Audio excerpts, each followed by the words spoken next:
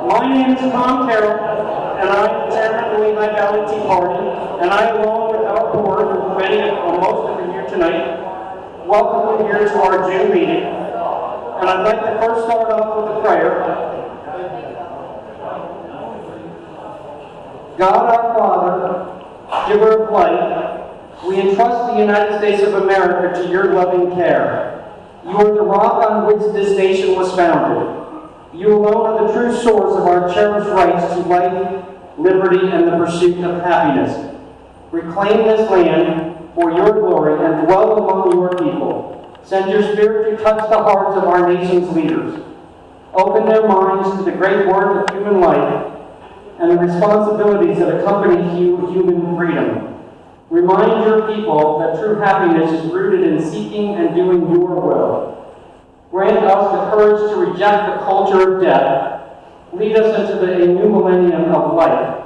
And we ask this through Christ our Lord. Amen. Amen. If we could rise to the Pledge of Allegiance.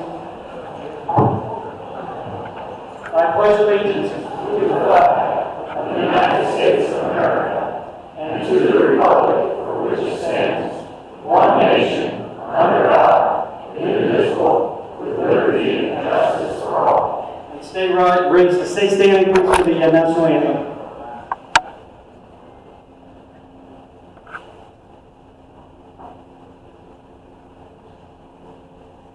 Oh, say, can you see by the dawn's early light what so proudly we hailed at the twilight's last gleaming, whose musters and bright stars through the perilous fight.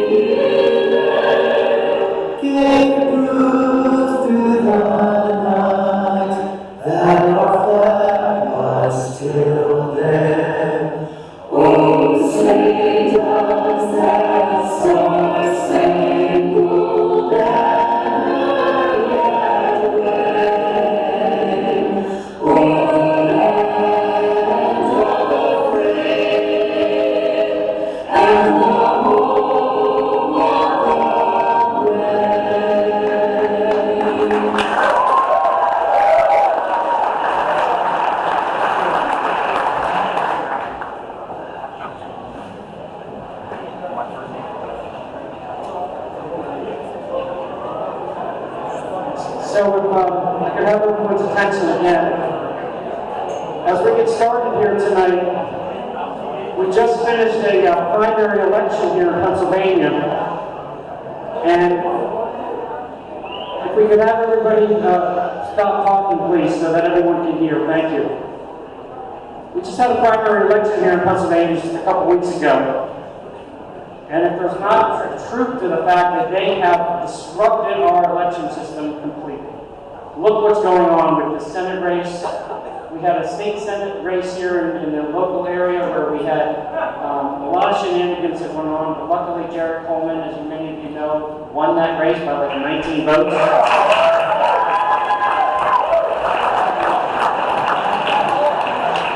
Look at our world right now with a broken border. Inflation that's out of control. Gas prices every day are reaching record highs. Every day it's a couple cents higher. Babies can't get formula. We can't afford to feed our families or put gas in our tanks. We thought the 70s was bad. This is unbelievable what's happened. And we sit there still acting like, well, it's cyclical. It's all going to just get better. We're going to win in this wave election year. We're not going to win if we don't stand up now and say no to all this stuff. And election integrity and fixing this has to happen now, because if they steal this 22 election, there's no hope for this country, and we can't let that happen.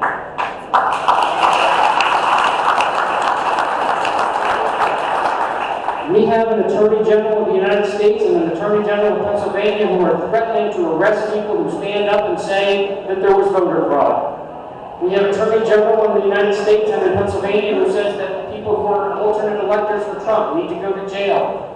The FBI has knocked on doors, maybe some of you here who happen to go to school board meetings, to speak out for what they're teaching to their children.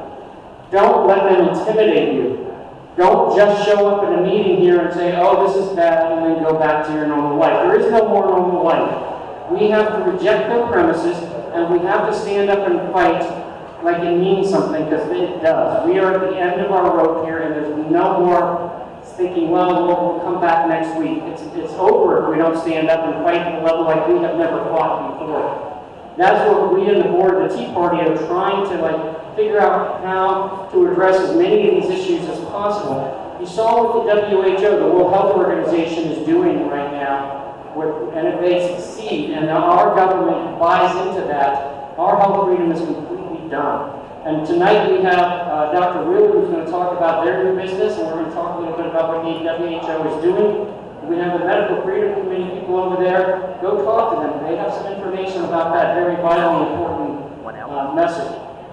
So I'm going to sort of interject some comments as we go along tonight, but I do also want to say, have faith in God, because we are on the right side of history, but we have to always keep in mind that our anger needs to stay righteous, and we need to fight back with our principles and our Lord as our guide as we do this. So with that being said, we'll move on to announcements. And since I don't have a clicker here, I'm going to... So we have our membership and treasury reports. Our membership now stands at 6,631, and our balance is $73,000 plus in the bank as of May 27th. Credit line available, $10,000, and I think there's one more line. No, there's not. Okay. We said for a couple of years now, we've been saying, look what they're trying to do with the cancel culture. Look how they're trying to shut us down. And of course, it was doubled down. They were already doing it before the pandemic, but then the pandemic comes along, and they lock us down, and they tell us that certain businesses are not essential. There's not a person in this room that is not essential for their own family and their own friends and their own businesses. And they can never again tell us that we're not essential. But they're going to try. They're going to remask us up. They're going to force vaccinations upon us, but we can't let it happen. One of the ways we have to go to ourselves, we have to go to like-minded businesses. So we started the Patriot-minded businesses in and around the Lehigh Valley, and we want to continue to grow that membership base so that we can use a directory that we can then use to advertise and promote the businesses of like-minded patriots. And that's one of the reasons why Dr. Wheeler's here tonight to talk about her new business, so I'm so happy that they're here tonight. So if you have any like-minded businesses in mind, Melissa Gallagher over here selling the hot dogs is also going to take your information about anybody that you know has a business that we can help support. So who's here for the first time? Raise your hand. Thank you. There's a lot of new members and new guests here tonight. We welcome you. We're excited to see your faces. We certainly hope you come back. We have membership forms. Go to LVTP.org, or you can sign up today here at the, I don't know where it is, but we have membership stuff here somewhere in the back. Please join us, because we need all the people on hand, on deck.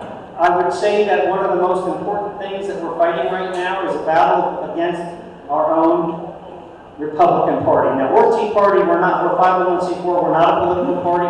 I would venture a guess that almost everybody in this room is probably a registered Republican, but the Republican Party establishment is our enemy right now. There are no doubts about it.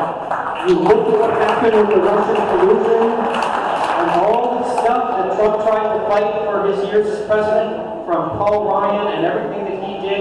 It's the Romneys, it's the Bushes, it's the Ryans who are out there. All of these lies about Trump and about the base. Every single time we have a problem, it's not the Democrats. We know who they are. We know they're socialists. We go along and we think that these people are on our side. We need to fix that problem. We're also going to hear from Andrew Zahn tonight about what's going on here at the local level with the Republican Party. So I'm thankful that he's been fighting that battle as well. We're going to have a 50-50 raffle at the end of the night, so buy your 50-50 raffle tickets. We will take a break at one point during the meeting, so during the break, continue to buy food and buy raffle tickets and merchandise. And we also have the gun raffle where we sell 100 tickets. We then draw the raffle as soon as we sell 100 tickets in the trunk. If you don't have cash, we sell LVTP chips. You can put it on a credit card and use the chips to purchase merchandise or make donations.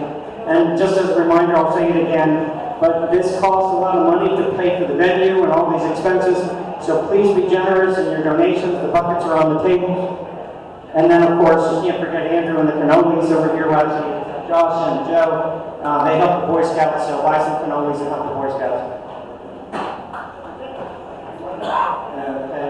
Oh, we got Melissa selling the hot dogs over there, and so help her out there and buy some hot dogs. And then the other merchandise that we have over here at the merchandise table, including Let's Go Brandon. So what else we got here? All right, support the troops. You know, every month we hear from Val Ferguson. About 12, 13 years ago, her and Blair started this project.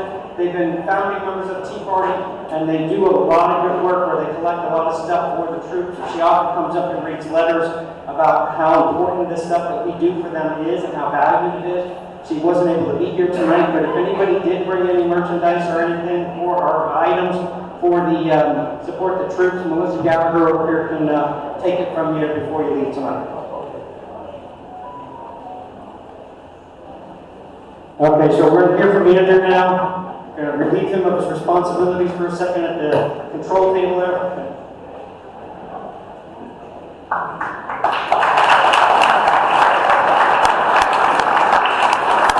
That's it. Always leave it in the falls. All right, so anyway, just wanted to thank everyone that did get involved during this primary. How many of you actually ran for committee, worked as an election worker, worked as a greeter? I'm hoping I see it. Now raise your hands all the way, be sure. Okay? All right. The greatest thing you can do as a patriot, okay, is to recruit someone else, and that has been my mission. I told you the story about my neighbor in Elizabeth, New Jersey, who was 80 years old. She said, Andy, you're not afraid to speak to people, and she said, I want you to be a committee person. I didn't know what a committee person was. So I ran for a committee person, and then I got elected in Elizabeth, New Jersey. I said, what's my #1 responsibility? She said, drive me to the meeting. But as things developed, of course, I got more involved. I became the treasurer of the city of Elizabeth, the Republican Party. I mean, we never won because we were in Union County, New Jersey. But I learned a lot to work with people, to be optimistic, to be friendly, and to continue to fight. Fast forward, as you know, I moved here to Northampton County. I actually was born in Easton, grew up in Phillipsburg for part of my life too. And I was going to take a break from politics. But again, someone comes knocking on my door. I had the mistake of saying I was a committee person. There I become a committee person again. I become an area chair. I get more involved. I started doing the cannolis and cupcakes for the Boy Scouts, and then they asked me to be on the board, and now look what I'm doing, a lot more. But I wanted to review real quick about what happened during this past primary. So I just want to go over. The Republican Party, as Tom says, if you look at the NCRC website, if you ever can look at the NCRC website, it looks like a high school kid put that together, or let's say a grammar school kid put it together. I have a website, it's called Bethlehem Township Republicans. Bethlehem Township Republicans. I made that website. I try to keep it as updated as possible. It gives you a lot of information, not just for Bethlehem Township, but for Northampton, and I even tried for Lehigh. So I want to just give you some results here in regards to Northampton, Lehigh County. The turnout in Northampton County was, for the Republican, 35%. Not good. I've only missed one vote, I think, in my life due to an injury. Again, that's because my parents come from communist countries. I never miss a vote. You should never miss a vote. If you don't know who to vote for, do some research on your own. Many people contact the Tea Party and they ask us, who should we vote for?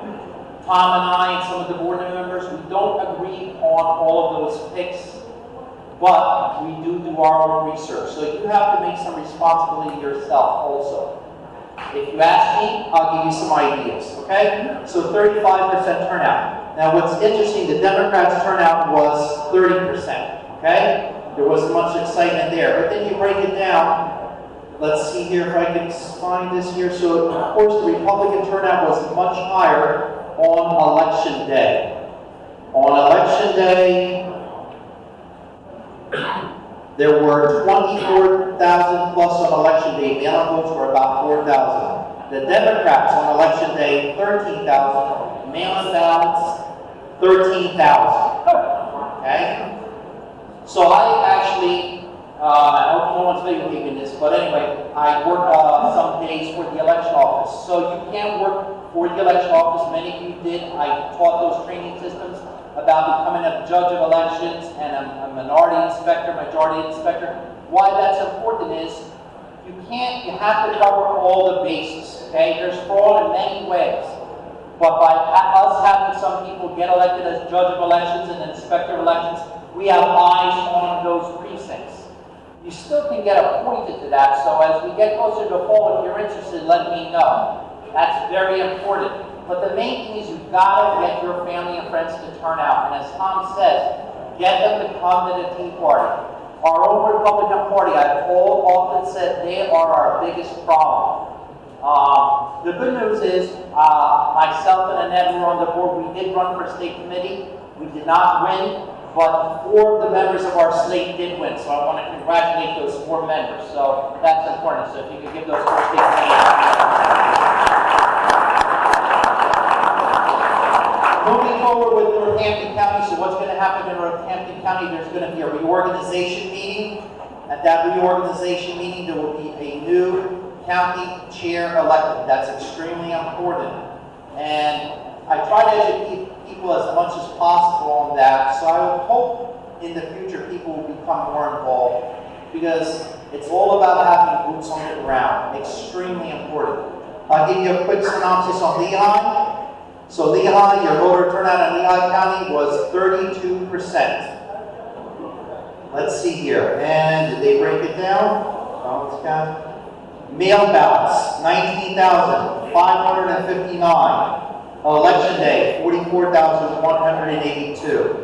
And of course, the Democrats turned out much more with the mail-in ballots. I personally think that that's where most of the fraud is. It's in the mail-in ballots.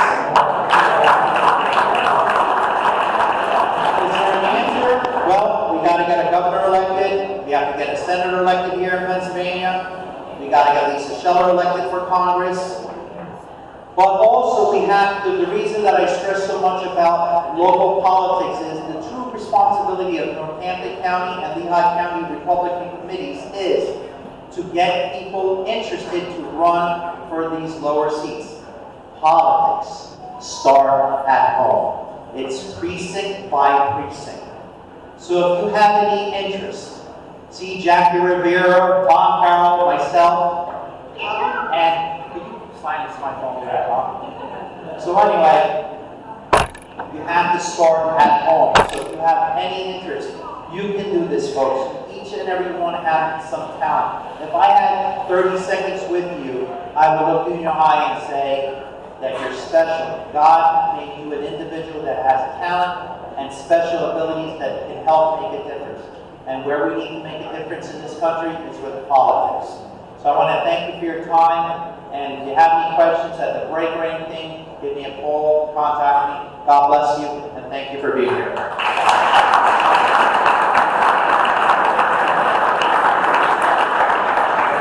The most important point that Andrew just made is that God gave us all such good gifts. And He put us in this place and this time for a very important reason. We are here to save our nation. That's why we all exist. That's why we're here tonight. This is not by accident that we all showed up here, and we have to stand up. And it's sort of sad when you think about those numbers that Andrew just read out. 35% turnout, 32% turnout, or whatever it was in the Republican primary. Imagine that 70% of the Republicans chose not to vote in a primary where we were choosing the most important Senate race in the nation and the governor's race, where we have to put the best candidate up to beat Josh Shapiro.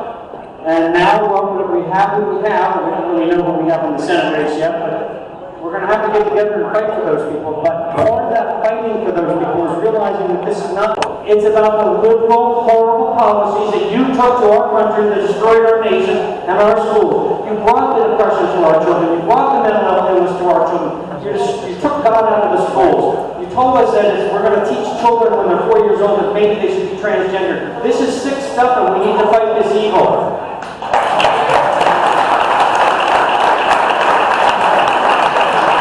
During this primary that we had 4 candidates that we announced were Tea Party members who were running for office.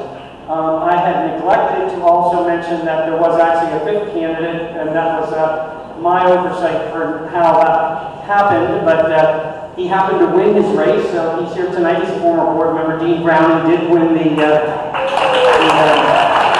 primary for the board of Dean. And I know Dean wants to thank all those people who did support him. I also did hear from a couple of people. I just wanted to read a very quick note. The primary for the 7th Congressional District was a hard-fought battle, and I think that we have to really get together now, and whatever differences that did develop during that primary, we have to understand that it's now time to beat Susan Wild. And Lisa was trying to be here tonight but could not, so she did send me this note that she asked me to read. I am sorry that I could not be with you tonight, but I wanted to share my heartfelt gratitude to all those who placed their trust in me with their vote. I am truly honored to be the Republican nominee in the Pennsylvania's 7th Congressional District, and make no mistakes about it, we will defeat Susan Wild and rip the gavel out of Nancy Pelosi's hands. For those of you who didn't see, and after the primary was decided, this race was upgraded to lean Republican, which means the Lehigh Valley is on the front lines in the battle for the nation's future. That can't be overstated, my friends. That is absolutely true, what she just said. No one will work harder than I to change the direction this country is headed, but I can't do it alone. Billy from her team is here tonight in the back, and if you want to help with her, and she has some signs here, but sign up and be a volunteer for her campaign. And she just said, to thank you from the bottom of her heart, and God bless America. Thank you, Lisa, for that message. Jared Coleman also could not be here tonight, but Jared also wanted to thank you. That race was something else, and he won by either 19 or 24 votes. So we're going to get wired up in a minute, Andrew. But he also wanted to thank you for all the work you did, and we all need to engage with that election. Also, Beth Finch, you're here tonight, right? Beth, where are you? Right here. Another example of how dirty our own Republican Party can be. She went around, circulated her petition, got lots of people to sign her petition to get on the ballot, and a Republican filed a challenge and tried to get her off the ballot. Well, after 4 battles and a lot of angst and a lot of money spent, she was taken off the ballot, but she persevered, got together with some friends and volunteers, and got, 1,200 write-in votes? So she's on the ballot. She's on the ballot. She's running in a very important state house seat. Now, everyone says, oh, this Lotsburg, he can't be beat. He's so popular. He's so liked by the Democrats. He's a piece of shit. I'm sorry, he's a piece of shit. He needs to go. We can't tolerate these people with their evil intentions any longer. Beth is an uphill battle, but this is a wave election year, and with the help of all of us and your friends and your family, spread the word and get that help to her, because we need to change that seat over. We can't have him in Harrisburg anymore. The kind of poisonous legislation that he proposes is disgusting. Your children are at risk if he sits in the House any longer. And then we also had Robert Smith, who Jackie Rivera's his daughter. He's here tonight. He ran for the new state house seat. And he's really need your help. And he's planning to get here sometime in July. So get to know him and help him in his and thank you guys for all that you did. And then now I want to introduce to you Wyatt. Quick announcement, there is a Honda Fit in the parking lot, New Jersey plates. Your car is running and windshield wipers are on. Must be Patrick Cummings just getting up. Well, I think I see Wyatt here, who showed up with his plastic bag here. I thought maybe it was like my grandmother always called that Irish luggage.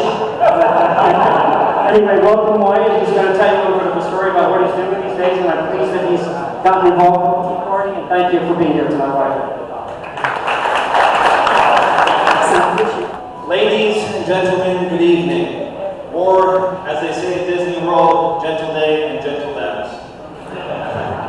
My name is Wyatt Monty Payton. I am 24 years old, small businessman with my dad, Mark, back to the arcade in Allentown. My dad's out there somewhere. Now stand up, Dad. Where you at? Where you at? Stand up. There you go. Greatest businessman. And I'm also graduated from Harvard High School. I've studied criminal justice at the Sales University, and I've held various positions in politics the last few years. From Lisa Sheller's campaign, a great nominee, got a vote for her, like Tom said. The House Republican Caucus in Pennsylvania, Director of the Lehigh County Republican Committee, and I'm currently state chair of Young Americans for Liberty in Pennsylvania. But before I get into all that, I'd like to start with this picture. Does anyone know what this flag represents here?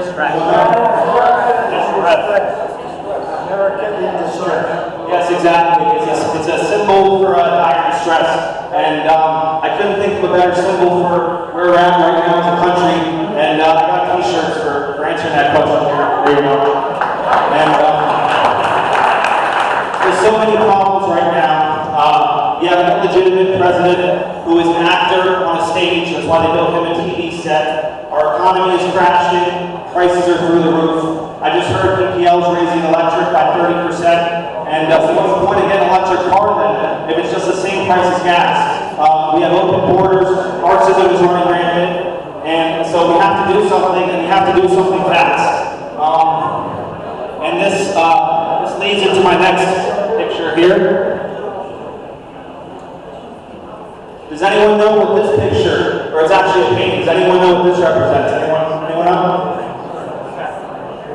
Someone said it, I don't know who. But it's the fall of the Roman Empire. And I'm big into Roman history, and there are many comparisons that can be made between where we're at as a nation right now and the late Roman Empire. I mean, if you look at the picture, it kind of looks like a Black Lives Matter rally. The statue is being torn down, the city is on fire, the bridge is collapsing, the guard is being attacked. And the reason Rome fell was because they couldn't control their borders. And they had corrupt bureaucrats in Rome who did not care about the people, only themselves. So does that sound familiar or what? We have the same thing in Washington. We can't control our borders. And if we don't do something fast, we're going to lose our country and we're going to end up like Rome. The enemy is at the gates. The wolves are at the door. A bad moon is rising. And we need to do something. And so like I said, I studied at the Sales University, and you can go to the next slide. When I was there, I had to take an education course to fulfill a requirement, and I was like, okay, I'll see what they're teaching the teachers to teach. But there was no talk about teaching, there was no talk about education. Guess what was the only topic? Racism. And can anyone guess, well, we're on the screen, but required reading. This book, White Fragility, it was required reading. I said, I'm not reading that Marxist garbage. I threw it in the trash, okay?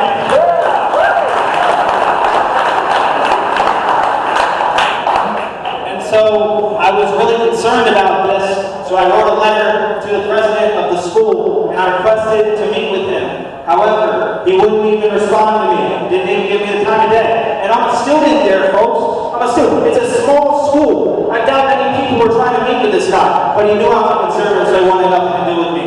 And it's such a disgrace. But there's something you can do about this. You can go to the next slide.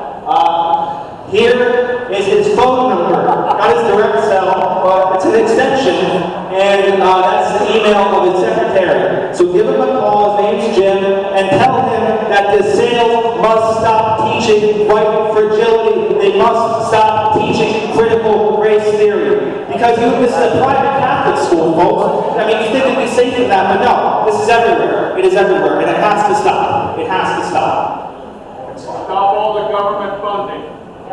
Exactly. And we need strong people in office to do that. And like I said, I've held a bunch of different positions in politics the last 2 years. When I worked for Lisa Scheller, I've had the coolest moment of my life. Go back. Hopefully the video works. But I got to meet our great 45th president, Donald Trump. And he was the reason that I got involved in this. And you know, he walked off the plane, he came up to the crowd, and he stopped at one-on-one conversation with like 100 different people. It was an amazing thing. Most people were athletes, celebrities, they won't give you the time of day, but he did. And God bless that man. I guess we don't have the video. Okay.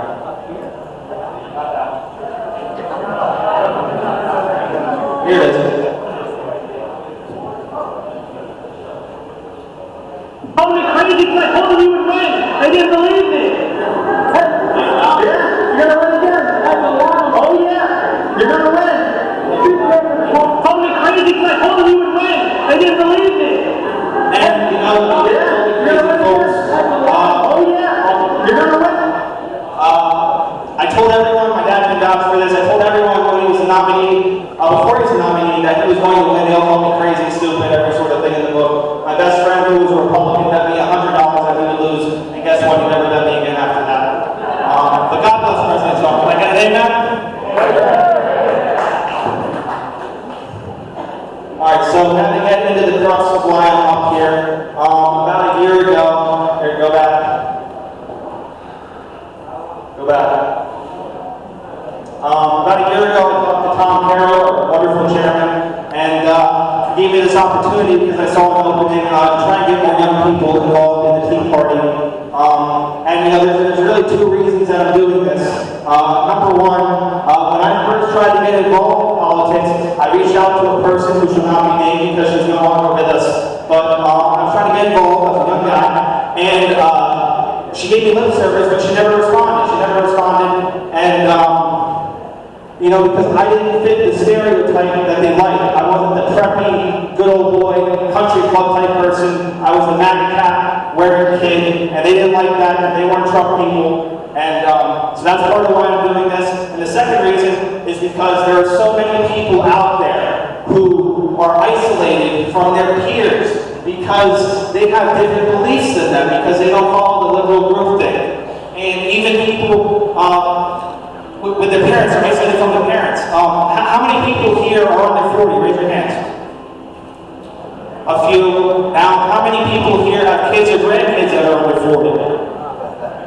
Now, that's most of you. So send them my way, folks. And, you know, I promise you, they will be true American First conservatives by the time I'm done talking to them, folks. Next slide. So what is the mission here? What am I doing? Like I said, trying to get more young people involved. It says under 36, but you know, if you're 40 or something, you know, I'm not going to turn you away. I don't discriminate against people. You know, and we're going to educate people about you know, issues or rights, and we're going to support America First principles, folks. That's very important. America First, and the agenda articulated by President Trump. But we're going to have fun doing it too, because you go to a lot of these events, you know, they're all suit and tie, formal things, they're really boring, I don't like them. And but at my events, we're going to have a lot of fun. Goals, like I said, get more young people involved in civil conservative diet, and something very important, we're going to recruit and train people to become, like I said, you know, I was the director of the committee and everything, but I want to train people to be the next director, the next chairman, you know, because I went from being a volunteer to running basically the whole county party, basically. And I don't say that in a braggadocious way. I say it because, you know, this is the type of thinking that we need, and I want to train people, I want to show them how to do exactly that. Because if we don't have America First people, Trump people, in these positions, then, you know, we have no chance of beating Democrats if we can't even beat ourselves. If we can't beat the rhinos, we got to get the rhinos out there, folks. We got to get them out there.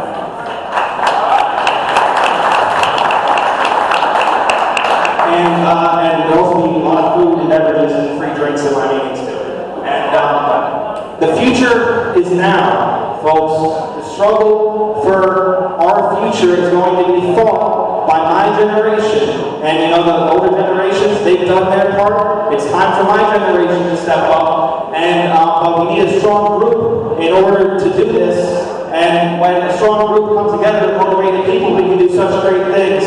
And until now, there is no such group of America First conservatives for people under 40. It doesn't exist, folks. But I mean, if you're a Mitt Romney or Jeb Bush Republican, there's probably a group out there for you. But that's not me, folks. It's not me. Now, here are the 5 biggest issues, as I see them. Number 1 is the corporate establishment, and that's number 1 because it is because of the establishment that we have all these other issues. Until we destroy them totally, we have no hope. Number 2, election integrity. We had a stolen election. You've heard a lot about it before. I saw it firsthand. I saw fraud at the polls. I stopped it. I took a video of the mail ballot drop box in Allentown. I sent it to the chairman at the time, whenever he did his job. He was a good man. And they started a whole investigation. His election I stole it too, folks. No one talks about that. But they started this whole investigation going on for a few years. And I watched 2,000 Mules last night. Great movie. Everyone has to watch it. Number 3, being trampled. I'm a businessman. They tried to shut my business down. Me and my dad's business down. And we said no. We fought back. We stayed open. And my dad was hoping that Tom Wolf was going to take us to court because we had a lot of fun with that. But luckily he didn't. But we can never allow ourselves to be locked down again like that. It was unconstitutional. And Tom Wolf and Rachel Levine should be in jail for what they did. And then immigration is something we're very passionate about. I've written papers about it. If we don't have borders, we don't have a country. And immigration affects us all over the country. It doesn't just affect the border states. It costs hundreds of millions of dollars for taxpayers, maybe more at this point. Crime, drugs, and the drugs. I had a cousin, he was 23 years old, Larry. He was a varsity athlete in arts. He took a pill. He didn't know it was laced with fentanyl. He dropped dead. They killed my cousin. So this is personal. They're going to pay for what they've done and for the millions of other lives that have been lost because of it. And then CRT Marxism, I talked about that already, but it's everywhere, folks. And this is a war. We got to think like General Patton did. We got to strategize like it's a war because we're at war against the establishment, folks. Real quick, we got a group. It's going to have structures on all the groups. I'm going to be a chairman. My friend Bill Rowe, I'm not sure if he's here, but he's a great guy. He's going to be the vice chair. And if anyone else wants to get involved in these open positions, come see me. We'll do great things. First meeting is going to be at the end of this month, June 28th, at me and my dad's arcade, back in the arcade in Allentown, June 28th, 7 to 9. We have speakers lined up. The great Steve Lynch. Where's Steve at? He's over there somewhere. He's going to be speaking, and I work with Steve. He's a patriot. And also Justin Simmons just announced he's going to be there. He fought against the establishment. And one major speaker, Jason Greer, has a great story too. Like I said, pizza, drinks, snacks. We have a lot of fun. We'll talk about some serious things too. Real quick, if anyone wants a job in politics, come see me. You make almost $3 grand a month, free housing, gas, fight for a good cause. Come see me if you want to work in politics, folks. It's really easy to hook you up. Next slide. Oh, I got a short little video. It's like a minute long. Can you play the video? Okay, and then I'm done. Okay, play the video. It's a good video.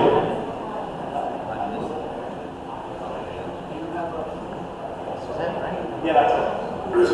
Can't buy products to stock the shelves of your small business? It's a shocking and unmitigated disaster right now. Our shelves in our stores look like the Soviet Union in 1972. When it comes to the supply chain, what to get goods where they need to be, our ports and the workers, our trucks and the drivers who drive them, have moved a record number of goods this holiday season. The way through this pandemic is by getting everyone vaccinated. The small fringe minority who are holding unacceptable the views that they're expressing. You don't want to frighten the American public, but when something occurred that you need to take seriously, you take it seriously and you do whatever you can. Preventing all imports of Russian oil and gas and energy. Gas prices are hurting our wallets. They're expensive. It's like an extra $200 a month just for my car. I have to take the measure because of these really high. $6 is really high. 10 million people have now been displaced across Ukraine. The invasion may have stalled, but the bombardments continue. We are living in a time and age where it seems that reality itself is under attack.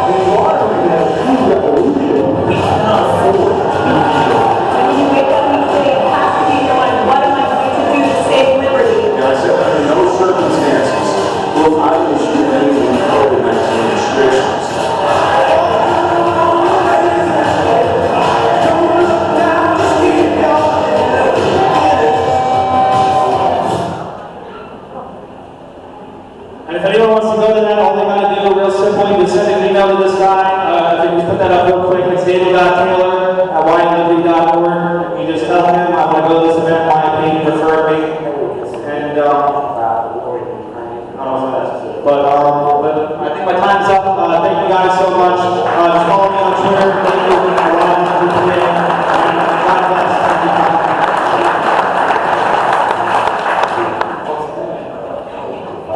All right, thank you. So, the next slide there.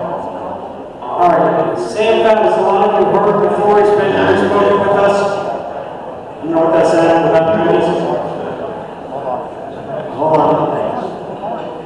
Sam has been talking to me a lot recently as he's been involved with trying to coordinate, as many of you heard the story about how 45 or so groups of grassroots from across the state came to the Lehigh Valley on April 30th, I believe it was. We hosted it with the Lehigh Valley Tea Party, and we made a declaration to the legislature involving election integrity. That was just the first step. There's a lot more to do, and it ties not only to putting pressure on these legislators, but we are here to tell them, and I think Sam's going to tell it in a more eloquent way with a lot more facts than I will give you, is that it is time for them to understand that we will no longer hold our noses and vote for the lesser of two evils. They will do what we ask, or we will let the Democrats win, because it doesn't matter if they stay in power, because they are actually worse for us as a people when they just betray us every time they turn around. And so I welcome Sam tonight. I think he's going to talk a little bit about what I saw him here before. There he is, Randy. Okay. So thanks for coming today.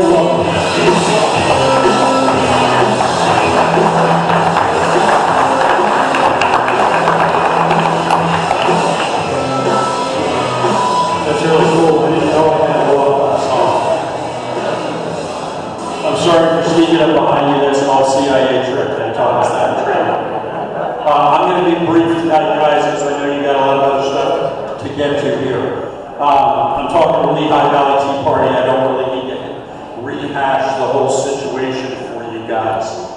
We passed Act 77 in 2019, as you say they did. Nobody asked them to, and opened Pandora's box. The terrible bill as passed. The entire concept of mass market, no excuse mail-in voting is a disaster. Obviously made worse by the Supreme Court, made worse by the Secretary of State, but the entire concept is terrible. So we need to repeal it. We need to return to in-person voting. At least since the last election, general election, 2020, we have been asking this legislature, still under Republican control, in every conceivable way that a human being could ask, to get rid of this and take us back to in-person voting. And we have received what all of you have received, and you know this game's been going on for years, vague assurances that, of course, something someday will be done about something, probably, and in the end, you have a bag of smoke and nothing, right? So the bottom line, cut to the chase, is all this time after the 2020 election, exactly nothing has happened, and exactly nothing is actually happening. And everything else is some version of, if you will excuse the expression, bullshit. That's right. There is nothing happening. It is all a lie. That is where we are. Been a lot of discussion in the Patriot movement, if I can use that term generically, across the state of Pennsylvania for a long time, where we got a lot of people, and they continue to ignore us, and there's a very obvious reason, because the tribes can't get together, right? So instead of dealing with us as a mass movement across the state, they deal with us as individual entities, and by them I mean the establishment and most certainly the leadership in the legislature. They believe they can continue to ignore us. So what happened on the 30th of April that Tom just referenced is really the beginning of a process to fix that. After a lot of months of discussion and a lot of cat herding and a lot of long conversations, we get 40 plus groups, the leadership, in one room, one time,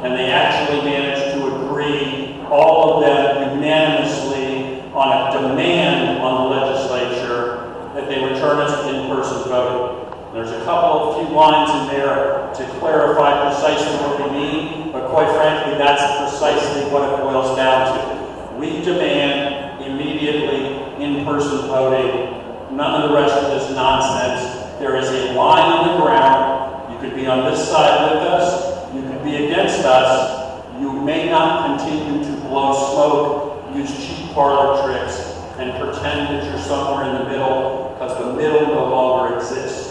Psychologically, that's the whole game. I sort of facilitated that meeting. I don't claim any credit for that, because that is a crystallization of probably 1,000 conversations across this entire state, the leadership of God knows how many groups that had all reached the same conclusion. We got to put aside our differences and work together, or they're going to continue to pick us off one at a time. Right?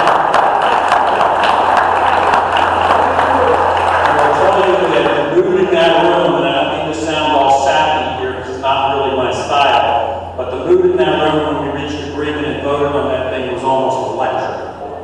And to be honest with you, the next thing out of somebody's mouth was, what do we call this thing?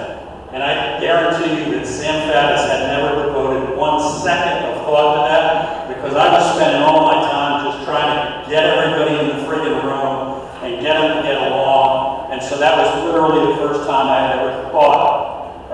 I had no idea, never thought about it. And about 6 people at least simultaneously said the Declaration. And if you're talking about a moment that makes you kind of, again, not to sound too sappy, but it gives you goosebumps, that was it. Because in that group, for those people, the choice of that word simultaneously was not accidental or coincidence. It was a recognition that everybody in that room felt the same thing. There are a number of other people that were here. Like, oh my God, do you realize what we just did? We actually sat down and banged this thing out.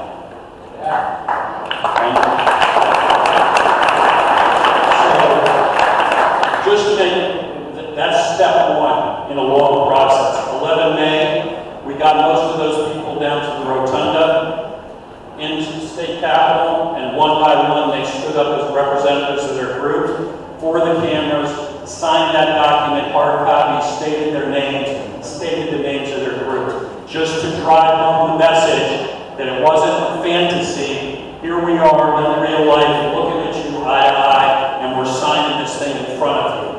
Also a very powerful moment. In fact, I can tell you that I was kind of emceeing that, and there were a couple of times when I got so choked up, I had to pause.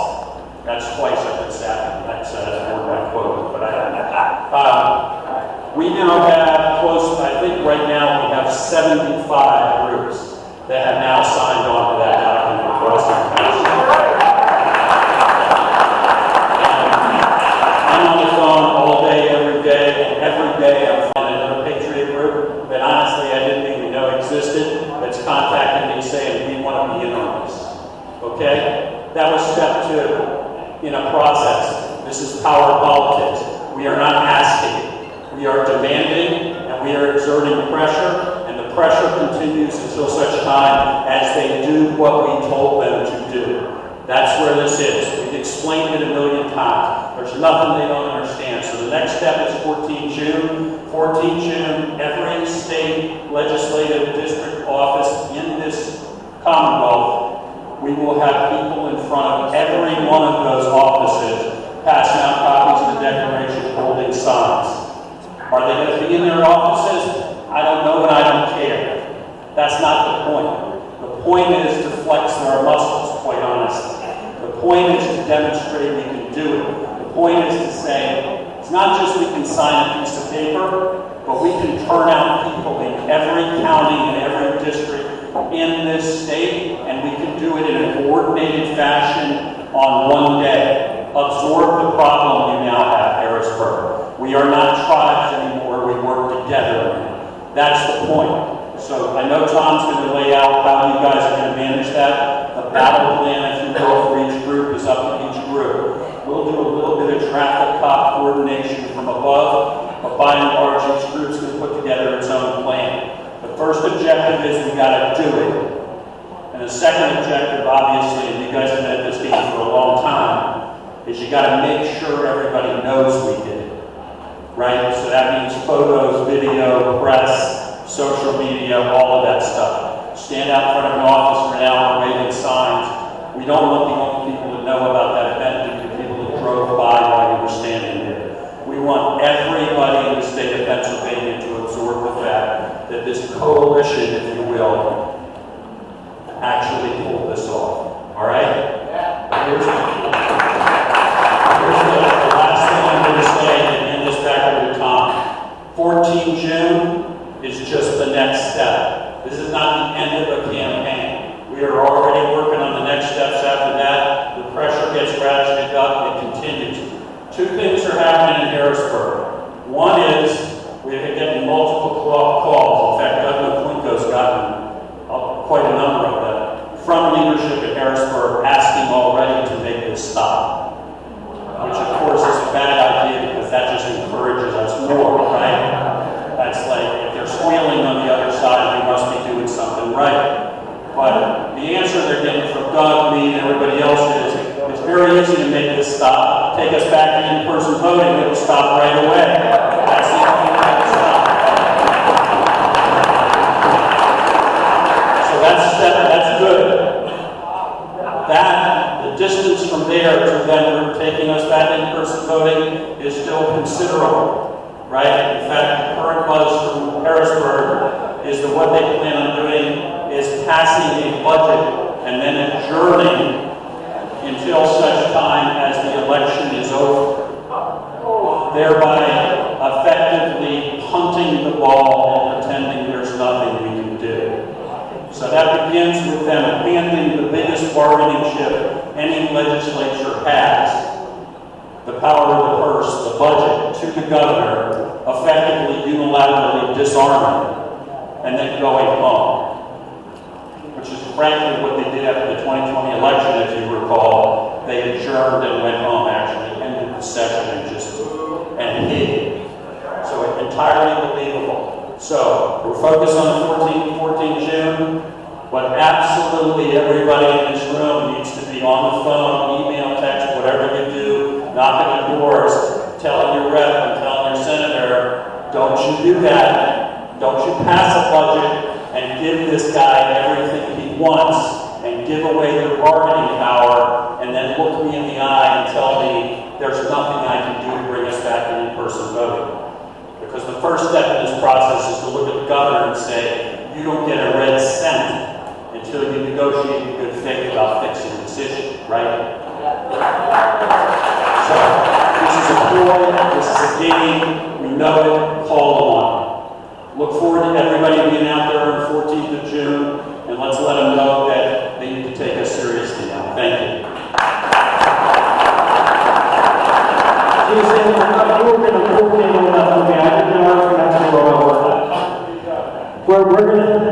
We're going to be sending out messages very quickly soon here about this June 14th. It's a Monday, I believe it's a Tuesday this year. It's a Tuesday. It's, as you see from the slide, you saw from the slide, it's also the anniversary of the Army, it's President Trump's birthday, and it's Flag Day. So that day has a lot of meaning for a lot of reasons why we picked that day. Sam is absolutely correct that this budget process is vital, because if they just simply do what he said that they are talking about doing, they have sold us down the river. And don't be fooled, the Republican Party establishment does not want Governor Mastriano to win. They do not like him, they do not want him to win, and they will do whatever they can to undermine him. And I don't care if you didn't like him in the primary.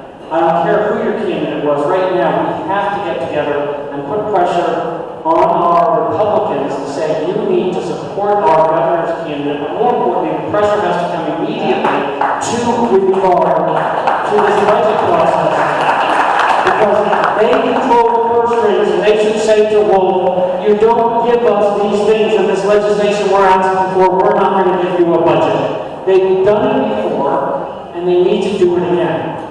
Right now, there are several things, there are 5 points that we need to get across immediately. Get rid of no excuse mail-in ballots, make illegal private money funding elections, that Zucker bucks, end the contract with Eric, which is the voting system, voter ID, we need voter ID, and we need to clean the shore system up. We have every month, I think, for the last almost year, have had part of talking about election integrity. We've talked about that case that I'm involved with in Delaware County with the whistleblower. We've had Bill Blackenberg here talking about the shore system and Eric and the deficiencies in the system. When they cheated us in 2020, and when they will cheat us in 22, it's in all of the above things.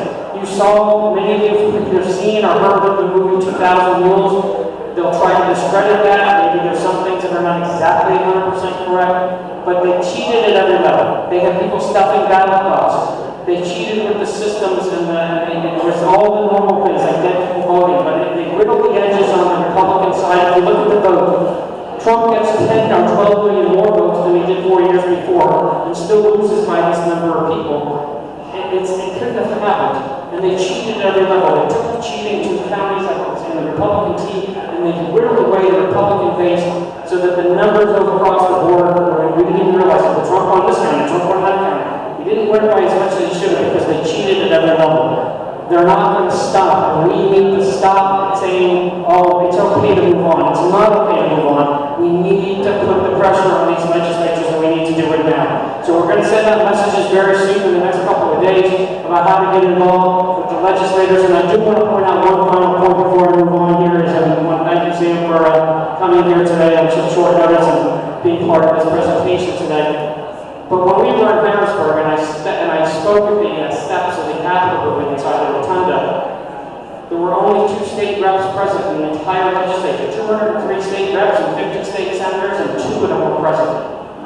And interestingly enough, they were from the Lehigh Valley. My Lou McKenzie and Ryan McKenzie both came to that event, and they stood up and supported us. So we should thank them too, because we shouldn't always be just attacking people, we should be thanking people when they do the right thing. So I do want to thank Ryan and Ryan McKenzie for their good support of this, and I'm going to put pressure on them, though we're going to be outside their office too, and hopefully they'll come out and say we support this declaration. So all right, we'll move on. What's the next slide? All right, we need donations. It's expensive to rent this place and all the costs of putting together this meeting. We would appreciate if you could donate $10 per person. I know that's a lot of money in this inflationary times, but it also costs us more money to put this on. And if you're short of cash, you can use chips.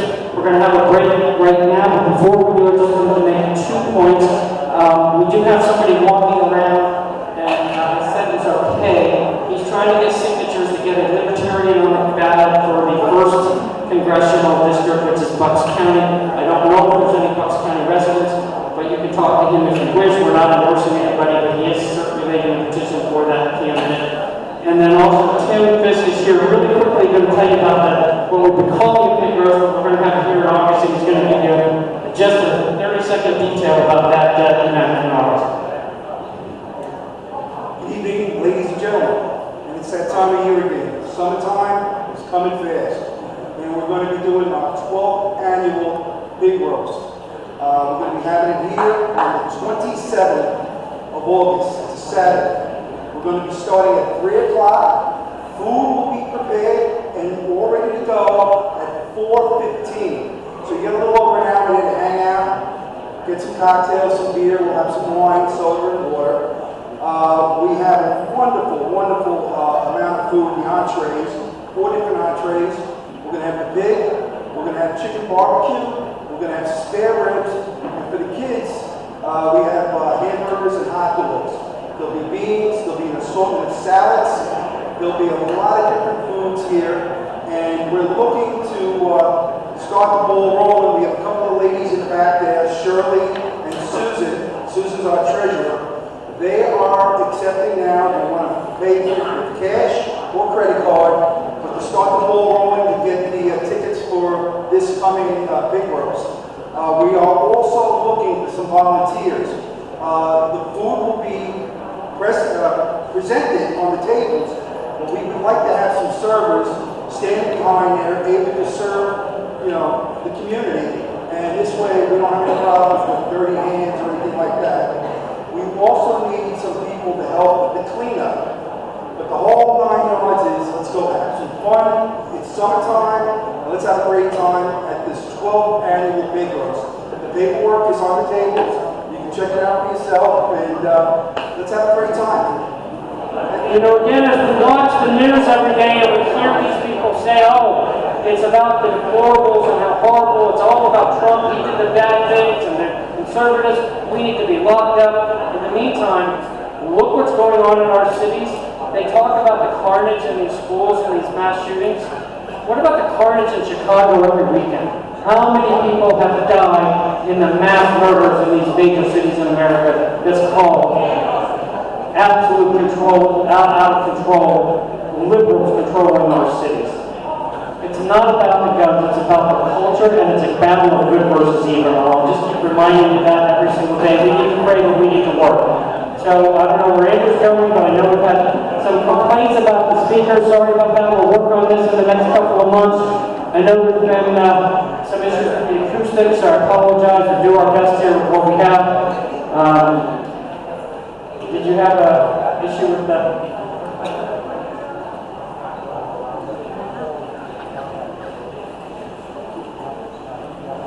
What I'm going to do is, while Andrew sits in that, is I'm going to call Dr. Wheeler up here. You ready to come up here? So many of you, all of you should know her. Her and her husband have been presenting several times to us. You know, we were presented with that pandemic, and they locked us down, and they told us we couldn't use proper medical procedures. And there are two heroes standing off to my right here who stood up for their ethics and their integrity, and they helped people and they saved lives. And they're here to give us more information about what they're doing next, and I'm so excited that they're here tonight. Thank you for coming here and joining us. Dr. Wheeler and Dr. Wheeler.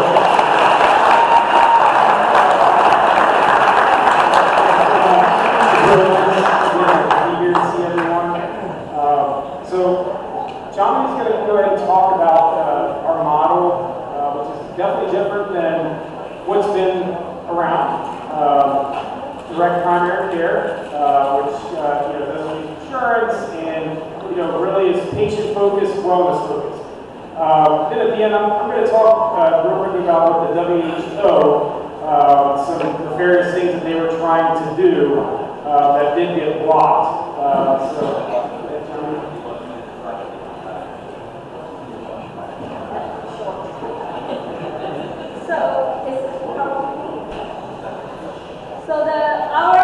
So our model is going to be, so we're doing primary care, pediatrics, and wellness. The whole process is to step away from the insurance, and the reason we are here is not just to talk about this specific one, but so that everybody here can know that the mindset that we have to be tethered to our insurance to have medical care is a paradigm shift that we need to have so that wave streams through and free market will take over. And so that's why we're here. So the kind of the background is the way that we're looking at it is transparency to force legislation and things in our nation so our hospitals and the medical system itself, all the middlemen and everything, to force transparency in cost and what that actually means. And if we force transparency, the trust will eventually come back. Trust is the easiest thing in the world to lose, but it's the hardest thing in the world to get back. And it will come back if we can have actual transparency so there's a choice for individuals to choose what they believe is best for their care. And then with that, then free market. Transparency, trust, free market. So we have to work at every level to get there. So this is just one of them, and this is the model that we're doing. So our focus is wellness as the bedrock of medicine and the physician-patient covenant of trust. That is what's been severed. That is what's been severed in medicine. So what we want to do is, right now our medical establishment is all about protocols and standard of care. That is an artificial creation by the establishment, by the system. That cannot be. It needs to be between the doctor and the patient, individualized patient care, and we need to change that so when you make an appointment for 2 o'clock in the afternoon, you're seen at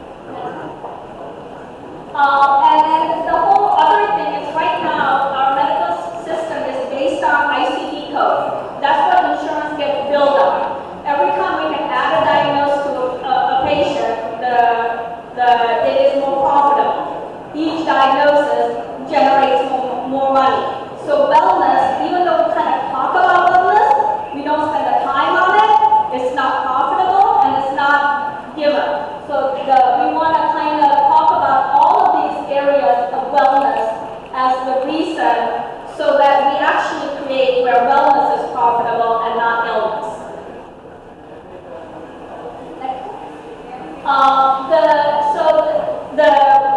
This is actually, there's a lot of doctors like us who think like this. We're actually going to be meeting next week in DC. And the doctor-patient relationship has deteriorated precisely because it's no longer, the patient is no longer the client. It is, and that's why we don't have that. The system forces physicians to see so many patients in a short amount of time.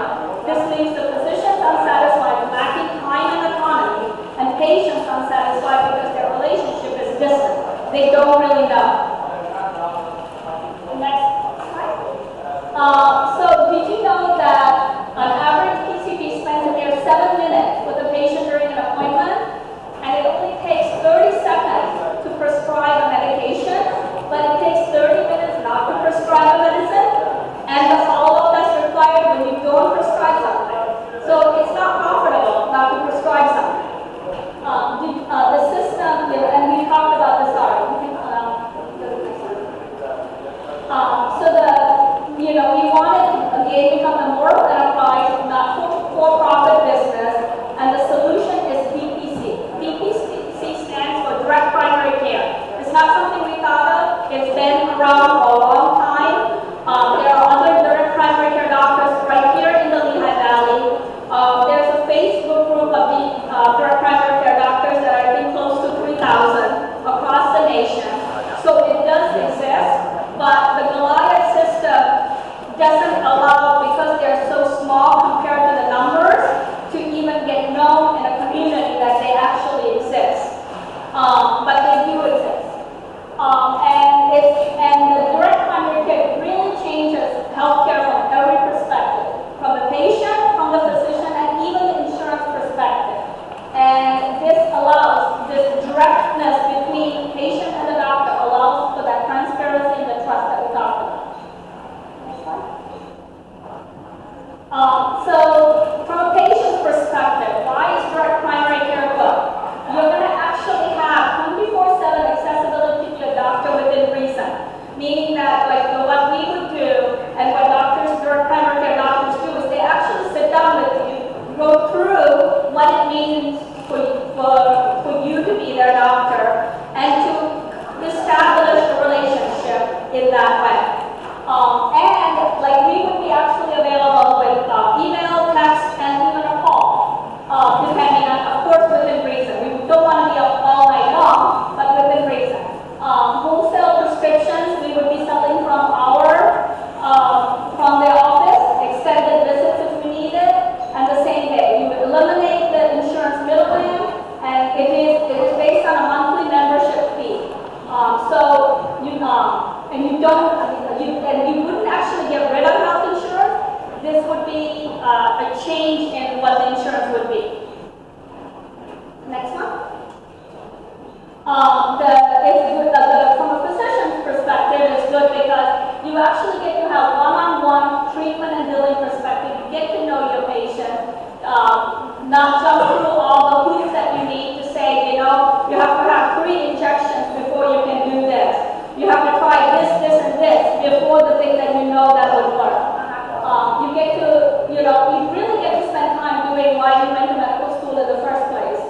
And you get to really do, basically talk. When I worked in the hospital, we've been able to take care of just our neighbors all the time in our house. And they're like, do you mind us asking questions? And I'm like, no, that's actually what I love. It doesn't bother me at all. So this is what we would, from a doctor's perspective. From an insurance perspective, it is the relationship between an insurance and a patient really should be a financial relationship. That's why you buy insurance, because something you can't afford if you get cancer, car accident, and something in the ICU or something. Not a diagnostic relationship where they tell you what is covered, what is not, what is done. We have all kinds of ideas on how to change that paradigm shift from a diagnostic relationship to a financial relationship. Then basically, what we basically cut the red tape. Health insurance is what it was, is used to what it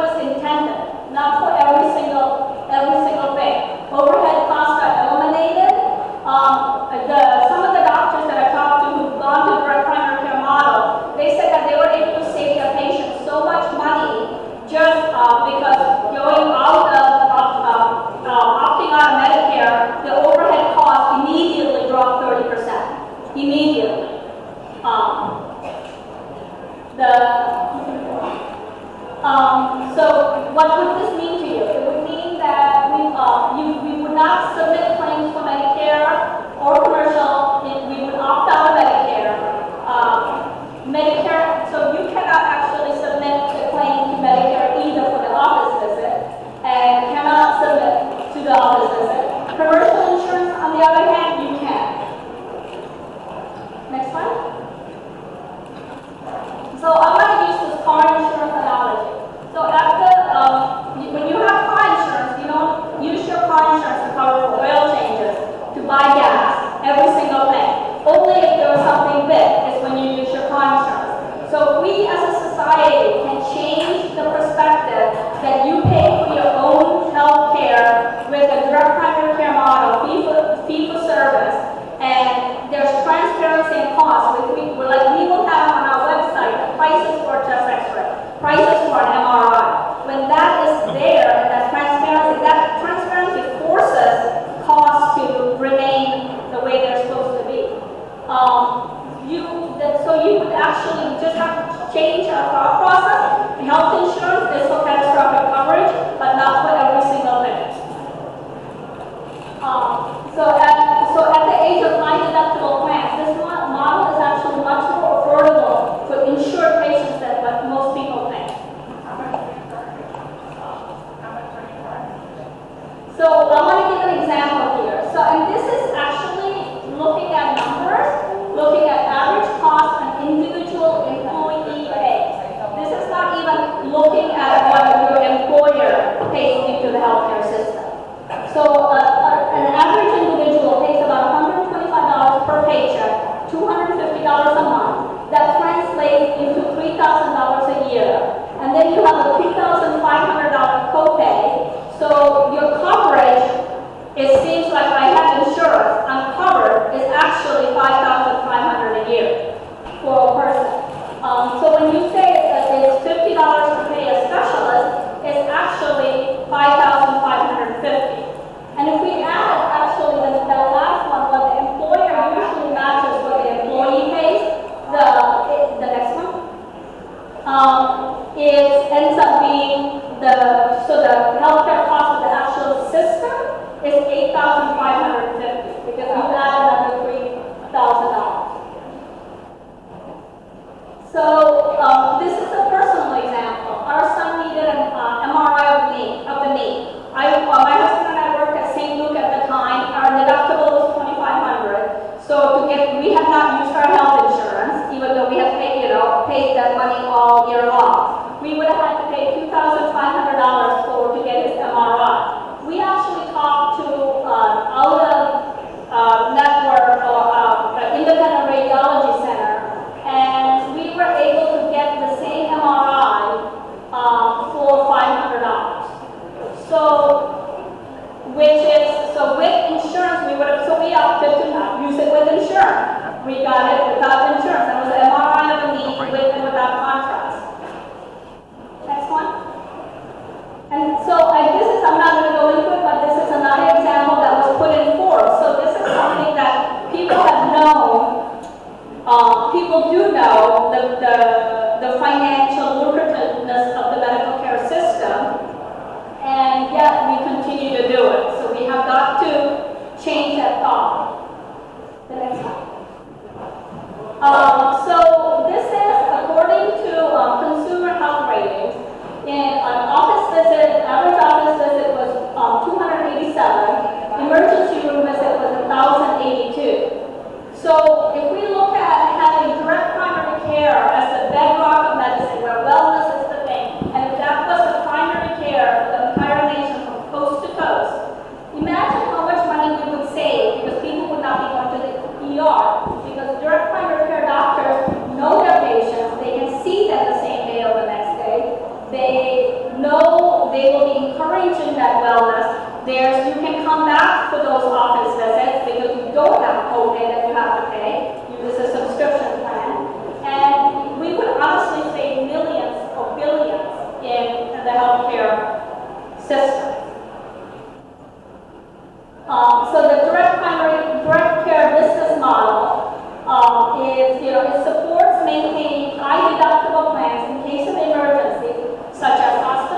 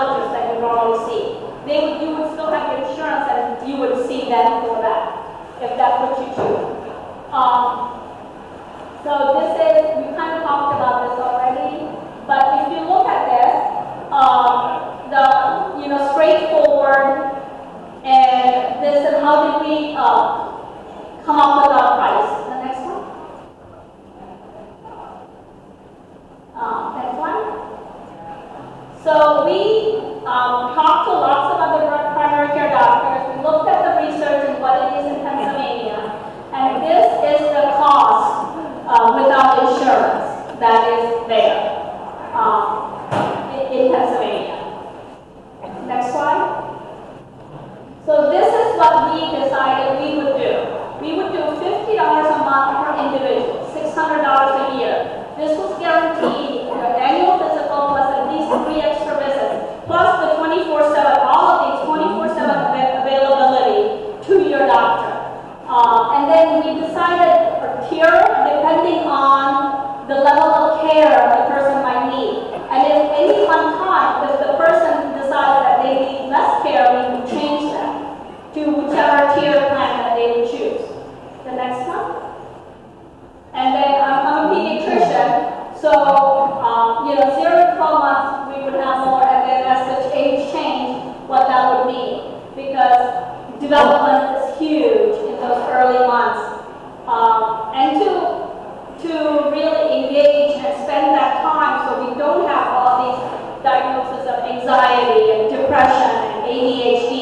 We would actually have time to figure out the social, psychological dynamics of development in a child that's missing to engage at the onset, because we actually have the time. We learn about it in medical school, but we don't do it because there's no time given to explore those other avenues of childhood development. And so what do? We prescribe the medicine because that's fast. And then there would be a family plan. So what we would encourage everybody to do is to have their health savings account that will be able to be used for all of that. There is to be able to do something like that. Next one. In the current model, family often pays more than the mortgage payment per month for your insurance coverage. Next one. So we looked at this is the average cost of health insurance by state. There are roughly about $6,000 per individual. And if you do a family of 5, we're paying, when you add all of it together, close to $30,000 per family for health insurance. That's why the healthcare system, if you look at the healthcare system as a pie, 8% of this, every dollar is paid by a patient, and every dollar is generated by a physician or physician order, but 8% of that income goes to physician income. Rest of it is the hidden cost in the guide. So DPC versus insurance. So we have a share plan for catastrophic coverage. We pay $315 a month for a family of 5, and that's how much our 1 year is. So if we had our DPC plan, we would pay $7,380 per year for a family of 5. In Pennsylvania, with the current insurance model, a family of 5 pays $29,880 per year. That's the difference. Current model, the DPC model. Next. So the bottom line, you have a relationship that's built on trust. You actually know your patient and the doctor. You get more time with your doctor. You actually, like one example, I would say is this happens all the time in the ER. Somebody comes in because their doctor told them to go to the ER because they woke up, they're lightheaded. Sometimes you can be lightheaded because you were sick, and the doctor that knows you, so somebody who doesn't know you, doesn't know your history, answers the phone, says you're lightheaded, or you could be having a stroke, or you could pass out, maybe it's heart failure or something, go to the ER. But somebody who knows you could say, you know what, I know your blood pressure runs like this is your blood pressure, why don't you skip your blood pressure medicine, go to, if you don't have the blood pressure cuff, take your blood pressure here and call me in 2 hours and tell me how you feel. Or come to the office and we'll measure you and see what it is. Why are you lightheaded? Do you need to go to the ER for everything? No. So, did you ever wonder why there's such a discrepancy between what is charged and what is paid by insurance and the actual cost? Anybody, I'm sure everybody has, next slide. It's because the whole model, I think the COVID pandemic or whatever pandemic showed us that the whole concept of fear keeps us in fear, tethered to our insurance, because we could have that car accident driving home. We could cancer, we could have something that where we can't afford. So can I actually afford medical care if I don't have health insurance? We have to remember that healthcare is not a right or privilege, but it's a need in society that must be met. And that's the way to look at healthcare. So we need to have this shift, and medical insurance covers big items, we pay out of pocket for routine items. And that's what it offers. And then we can just kind of go through those slides. This is just our directing what we do. We're going to have in-house blood draws, in-house pharmacy, and in-house procedures. The preventative aspect that we really want to build our things on. And then pediatric primary care, the next one. And, we'll do all the physicals and things like that. And as we grow, I did pediatric ER for years. My husband is an ER physician. So we have the ability to of the procedures and the scope, and we'll see where God leads us. And if He expands our model from primary care to include more, He will. If He, whichever way He leads us, we'll see. But we know that this is what we need in healthcare to reintroduce trust and transparency in medicine. So there's a lot of other doctors who are doing direct primary care. I encourage you to look in your communities and to look for those and actually talk to your own doctor and challenge them. Are you happy having the 30 patients list that they give you in the beginning? Are you happy that you are constantly feeling behind and the first words you come into a room and you say, I'm so sorry I'm running late? Why are you running late? Because the system has pushed you that way. When your doctor says that, challenge them. Ask them to leave. JAMA published an article that said that 1 in 5 physicians are expected to leave the healthcare field in the next 3 years. So challenge them to leave, but not to leave to retire, but to get on to change medicine. So that's all.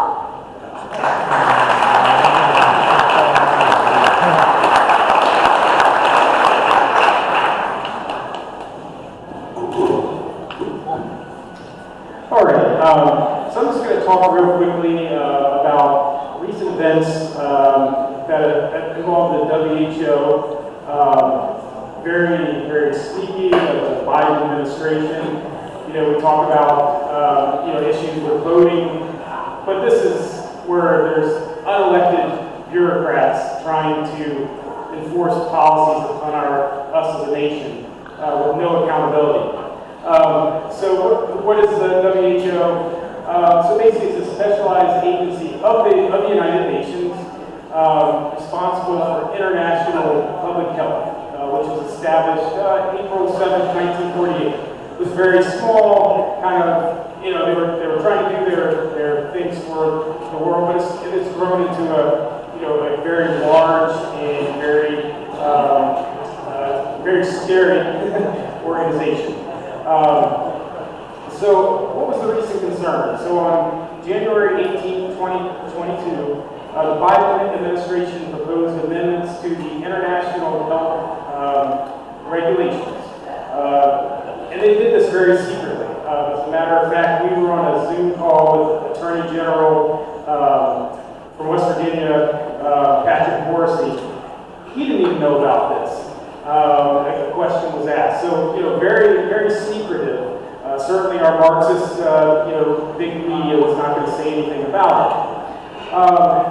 So the most concerning was this Article 12. And it basically gave the Director General, the guy in charge of the World Health Organization, the power of basically any health situation anywhere in the world. He could proclaim that event to be basically a public health emergency of international concern.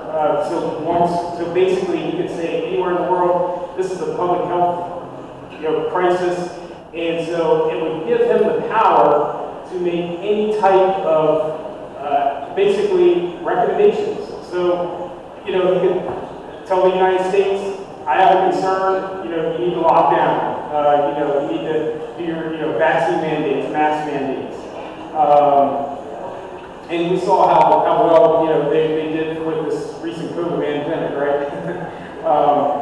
So what authority does an international non-elected bureaucracy expect? How are they able to trump our own laws, our own constitution? Well, unfortunately, most people never heard of the international health regulations. The U.S. agreed to this in 2005. These regulations override and supersede the U.S. Constitution. No, they don't. And so it was because we joined that treaty. It wasn't a treaty. Doesn't apply. Well, I'm just saying, I'm not an expert. And I agree, I should apply. What I'm actually saying is that they claim that it does. Yeah. We don't agree with that, but they claim that it Right. does. And that's the scary thing is the Biden administration is agreeing that it does. And that's why he's here telling us. Thank you. Need the lawyer to know that. So yeah, we don't need the Senate to do their 2/3 majority vote, right? To approve this treaty. So again, very scary. So what happened at this 75th World Health Assembly meeting? It occurred from May 22nd through the 28th. And so basically the U.S., the United Kingdom, Australia, all the wealthy countries wanted this bill to pass. But thankfully, there was outcry, and so African countries, Russia, India said no, this is crazy. So thankfully, none of these amendments were passed. So what can we do about it? Because this is scary, right? We got to talk about it to our friends and neighbors. Several people here, became Republican committee members, both local and state. So bring these topics up when you're in discussion and with our politicians, because this needs to be known. And finally, I do want to say that Senator Ron Johnson from Kansas, he has a bill that's going to push back on the WHO overreach. And basically, it's not going to allow this to happen again, and the Biden administration to get away with something like this. So, let's just, again, do our part, and thanks for listening. It's scary stuff.